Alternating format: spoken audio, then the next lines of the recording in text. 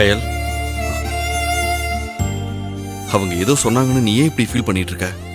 இதோட எல்லாம் முடிஞ்சு போச்சா? அவங்க ஏதாவது பேசிட்டு போட்டோம். கொஞ்சம் கூட மனுஷத்தன்மை இல்லாதவங்க கிட்ட நம்ம எவ்வளவு பேசினாலும் யூஸே இல்ல. முதல்ல அவங்க யாரு?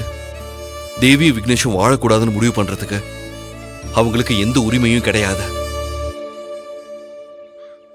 இந்த இந்த டிவோர்ஸ் பேப்பரை அவங்க முகத்துல கிழிச்சு வீசி எரிஞ்சிட்டு வந்திருப்பேன். ஆனா அவங்க சொன்ன மாதிரி வீட்டுக்கு வந்து ஏதாவது பிரச்சனை பண்ணிட்டாங்கன்னா, இப்ப நமக்கு தெரிஞ்ச விஷயம் வீட்டில் இருக்க எல்லாருக்கும் தெரிய வந்திருக்கும். அந்த ஒரு காரணத்துக்காக தான் நான் பொறுத்துக்கிட்டு பொறுமையா இருந்தேன். ஏன் தான் பெத்தவங்களாம் இப்படி இருக்காங்கன்னு தெரியல. பிள்ளைங்க வாழ்க்கை மேல கொஞ்சம் கூட அக்கறையே கிடையாதா? பிள்ளைங்களோட விருப்பத்தை விட அவங்க ஈகோ தான் பெருசா இவங்களுக்கலாம்.